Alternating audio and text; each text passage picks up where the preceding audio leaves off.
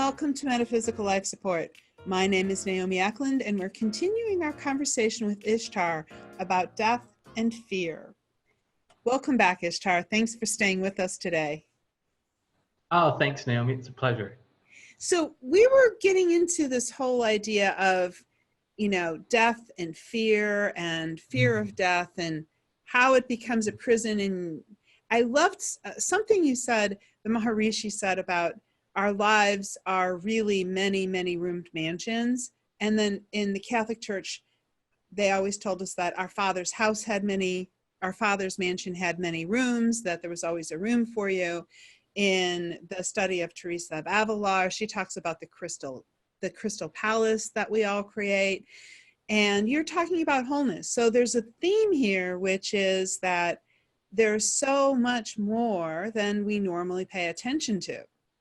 So talk to us about how the fear of death and that limitation or the embracing of the idea of death can help us to be more whole and experience more of our rooms in the mansion.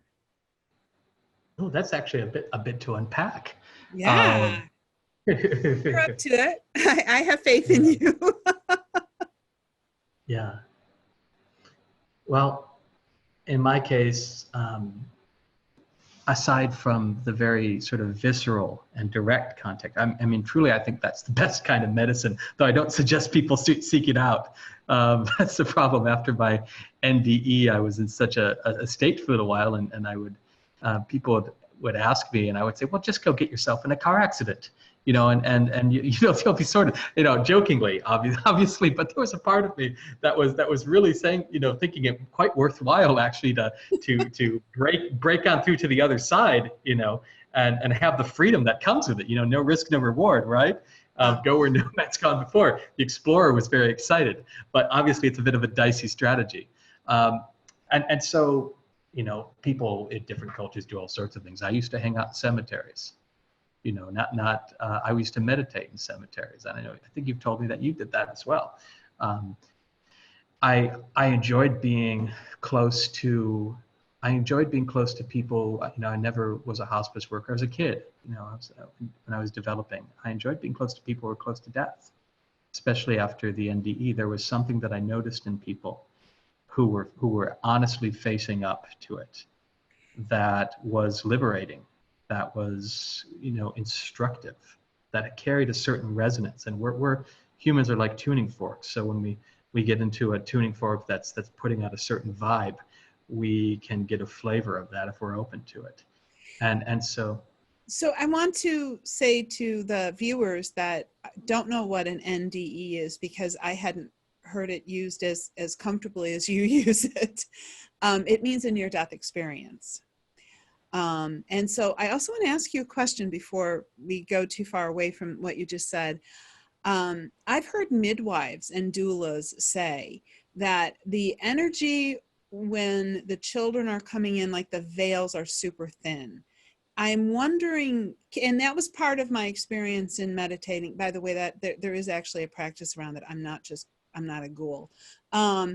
There's a practice around getting comfortable with death and the dead, because it's part of life. But this idea of being around people while they're dying, we have some parallel experiences, but I want to hear about yours. For some, it's like talking about the veil being thinner. So like what is your experience in being around people? You say that it's informative.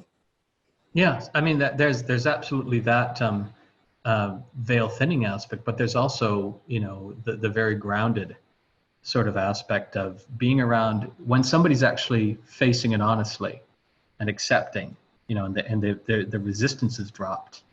That is itself a little window into, that's a doorway into deeper experience. That's a doorway into these different strata of consciousness that are there for all of us. Some people have incredible mystical experiences when they're dying and they finally make that transition to accept, because the defining thing about the life of the little ego is that it's non-acceptance and it's pushing away of life, pushing, judging.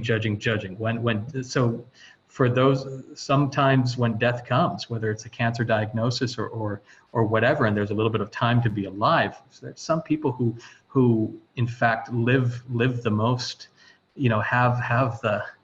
have the most intensely lived experiences in that final stretch run, simply because it has caused them to drop that thing. And for some people, there's also this with that, I call it the total relaxation, kind of a relaxation of this underlying tension that most people share. With that relaxation can come the thinning of the veil, because that's really one of the main things that keeps us veiled from all this sort of stuff that's inside and outside, is that we're tensing and fighting. We just don't know it.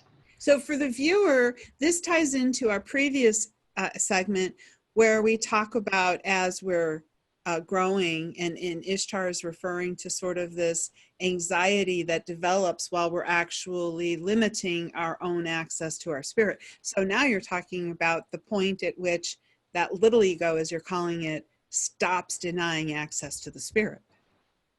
Yeah, exactly. And it even, with the dying, it's not like I'm seeing people in full self-realization, but even just the modicum of relaxation of that tension brings about such a change in a person totally.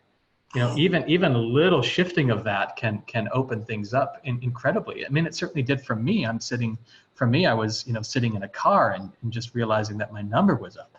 That was enough to take the whole structure off. And the freedom that comes without that existential, bind, that straitjacket is immense. And so, yeah, that's why you face death. That's why you do anything that you can. I mean, whether you have a skull on your desk, like a good Buddhist, certain sects of Tibetan Buddhism, that's part. You have objects of the dead, and they're used to sort of push somebody into that reflection or that space that may or may not work for everybody. You might be like me and spend time with people who are clearly, clearly have let go of something, and then just feel that. And you're right, it's the same. At the bookends of life, you often find the most alive moments at dawn and dusk, with babies and with those who are facing the end. There is often the most intensely lived and open section, because the common denominator is they don't have that conditioning. It's not there in such a degree. Of course, some people go to their grave with all of their conditioning, and that's how it goes. They're not going to relinquish, but others are, have a more fortunate turn. So this is really interesting, because in most traditions, or at least in the ones that I've been exposed to, there's some idea of a life review. So, for example, I was raised Catholic, and so there was this idea of, you want to be blessed so that you can be relieved of your sins, but also this idea of, like, you're going to sit down with, Saint Peter, and he's going to help you figure out where you really belong. There's a lot of different ways, but one of the ones that stands out to me was the description of the bardo, the days in between lives, and that concept of moving through and learning so that in your next experience you could do better, but also watching out for the pitfalls. So, like, what I'm hearing you say is, like, there's this, and I've heard people who are really into science and don't deal with any of the spiritual aspects of it say that it's your brain letting loose electricity. It's kind of like a extended dream state. Yes.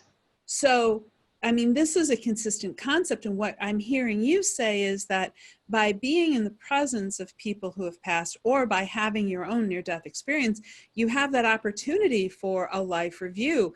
And how amazing to do a life review. And that's some of the work, like meditating in a graveyard. That's some of the work. So that's liberated you, I'm hearing. Oh yeah, well, actually, to be clear, I wasn't saying that the life review, that to me is a bit of a different thing than that. Well, what I was referring to initially was more, there's a resonance that one feels when somebody is loose in certain ways that most people aren't loose, that invites one to let their own guard down, take their own masks off and throw them on the ground. But yes, I had a life review. I certainly had one of those. I didn't sit down with any angels. I mean, some people might have that in theirs, or it might look like that Albert Brooks film, Defending Your Life, and in which case they get to meet Rip Torn and go through their life. But I certainly had one of those, and it was profound, and it was, the whole life, going, flashing backward, only instead of just looking at things, there was a sense of being connected with this omniscient consciousness, which was there the whole time. Did you feel fear or shame while you were having your life review? None at all. None at all. In fact, it was an experience of increasing joy as everything, as I forgave everything and I forgave everyone and I let go of all tension. I'm sorry to interrupt, but did you have to consciously forgive, or was that part of your natural state? I'll say it's part of the natural state, or we get into that point where, where this little idea of a self or feeling of a separate self and this immensity of love and consciousness, where the distinction wasn't there so much. So I could say I was forgiving, but at the same time, I could say forgiveness happened in a more neutral sense. And it doesn't matter, they're both true equally. But really every, if I just go one more, every point in life where I had sort of fought against life, or where I had chosen to be lesser in a certain sense, or where I gave into fear, where I judged myself or judged others in a way that pushes them away, where any of those spots were felt in their totality and totally forgiven. And it was such a sense of lightening of the entire physiology. It did feel like 120, they'll say 120 pounds, that's very precise. It did feel like a great amount of weight was just stripped off that I had no idea was there. So it's, as you're talking about this, it ties into something we were saying earlier about, and actually in the previous segment, about we badger ourselves into being spiritually perfect and fixing ourselves. But then when you move into this natural state, you don't have to work at your spiritual perfection. Yeah. You expand, and there it is. Yeah, it's like it's very Taoist in a sense, where the job is to get the hell out of our own way. The job is to stop fighting the current of love that's trying to flow through us all the time anyway. And when we cease fighting that, then all sorts of things develop. It's just like we're just like hoses in that sense that have kinked ourselves up. When we remove the kink, then there's this wonderful flow of life through us, and that just sort of increases. It just gets more and more and becomes this wonderful virtuous circle. It becomes itself a kind of a new habit. It becomes what? It becomes itself a kind of a new habit in a sense, and it starts to become, it replaces a lot of our previous maybe maladaptive habits that we formed to protect ourselves. Because once the love starts entering the experience, once that peace goes, then it's almost as if the old internal jailers are like, hey, I don't need to do my job anymore. This is great. These are good times. So I'm just gonna walk away from the prison and just let the gates fall down. So to the person out there who hasn't had a near-death experience that they know of, or that maybe doesn't want that drama or that intensity, like what would you say to help them to feel safe in embracing this expansion? Well, I mean, first of all, you don't need to have an NDE to have the kind of expansion that it can bring you to. And it's certainly not universal in say the ND, the community of near-death experiencers. They're going to have different they're covering a wide range of outcome as far as maybe how free they are at the end of it, or the doors that it's open. But at the profound depths, what an NDE is pointing to is something we need not fear at all. It is an end to so much suffering. At the end of the day, we are causing ourselves so many of our own problems. We're by beating the crap out of ourselves, by having these habits of thinking that we're worthless, often very quiet habits. When we have those running, it's just so much unnecessary pain. Life is painful enough, or it can be challenging enough as it is without that extra dose. And so I don't think anybody, once they have an experience of having something like that fall off, of having some suffering fall off, there's nobody who fears that when that happens, because then it's okay.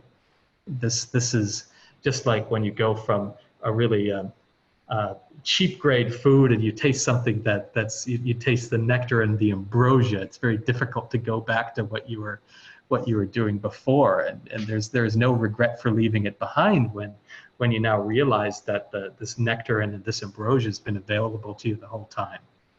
And so it's easy. So using your analogy of many houses, like one of the encouraging things for people is like, it's your house, and really you don't want to be afraid of anything in your house. So what if we're going to take this into a really concrete translation, is it's your house and you don't have to just live in, you said, the basement. Like That's right. Yeah. Like you can turn on the lights and take the steps up and see what's in your kitchen. Yes. And move throughout your house, and it's your house. God gave that to you. The divine goddess gave that to you. The only reason you fear your own house is because you were taught to fear your own house. Yeah, or you're taught to fear that you don't even have this house at all. Many of us don't even know that we have this. It's like the analogy of Plato's cave. The analogy of Plato's cave, the allegory of the cave, is that a bunch of people are stuck inside, and they take what they see on the inside for reality when they're just stuck in a bloody cave, and they think the sun is a little fire on the inside. They have no idea there's this vast light-filled world outside, and that's our situation. Another beautiful mythological motif dear to my heart is that of the wandering monarch who walks their own kingdom, forgetful of who they are, forgetful that it's their hope, that it's their kingdom. Like King Pellinor in the Arthurian legends, wandering around in rusting armor, not knowing that they're the king of this place. We're all that. That is who we are. This is where the mystical Christians will say the kingdom of heaven is here and now. The kingdom of heaven is at hand. The kingdom of heaven is within.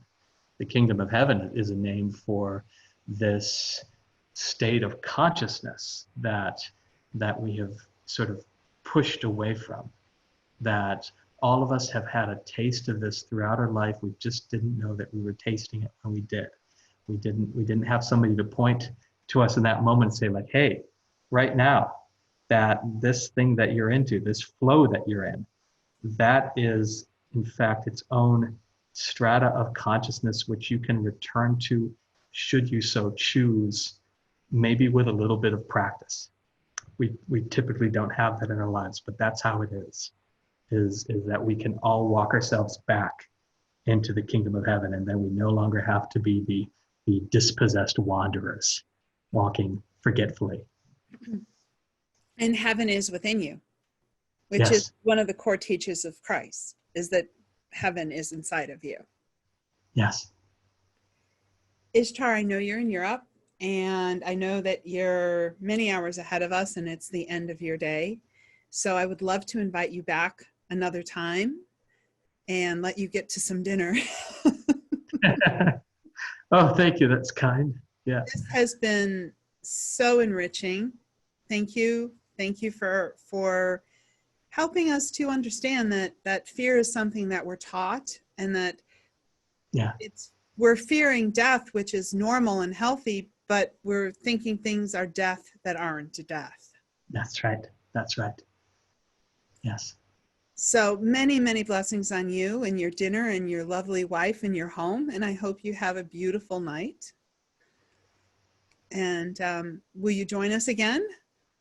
Oh, absolutely. There's so much to talk about, everything from your work as an Yes. astrologer to your near-death experiences to your work as an intuitive, which, by the way, your intuitive astrology readings, some of the best I've ever had. And we're also going to have our amazing Jen, the editor behind the camera, has agreed that she's going to have a reading and share some of those highlights with you. She's never had anything like that done before.